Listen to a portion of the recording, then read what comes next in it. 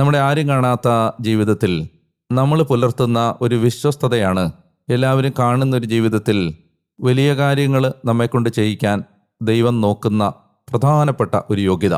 ഈശോയുടെ വാക്കുകളിൽ നിന്ന് നമ്മൾ മനസ്സിലാക്കിയതുപോലെ ചെറിയ കാര്യങ്ങളിൽ വിശ്വസ്തനായിരിക്കുന്നവനെ വലിയ കാര്യങ്ങൾ ഞാൻ ഭരമേൽപ്പിക്കും.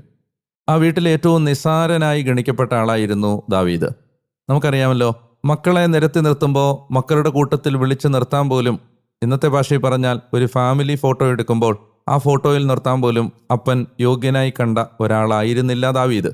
അപ്പൻ്റെ ആടുകളെ മേയിച്ച് നിസ്സാരമായി ജോലി ചെയ്ത് കാട്ടിൽ വിസ്മരിക്കപ്പെട്ടും അവഗണിക്കപ്പെട്ടും ഈ ചെറുപ്പക്കാരൻ കഴിയുമ്പോഴും തന്നെ തൻ്റെ കുടുംബം ഏൽപ്പിച്ച അല്ലെങ്കിൽ ദൈവം ഏൽപ്പിച്ച ഉത്തരവാദിത്വത്തോട് അയാൾ 100% വിശ്വസ്തത പുലർത്തി എന്നതാണ് ഒരു രാജ്യത്തിൻ്റെ ഉത്തരവാദിത്വം ഏൽപ്പിക്കാൻ ദൈവം അയാളിൽ കണ്ട യോഗ്യത.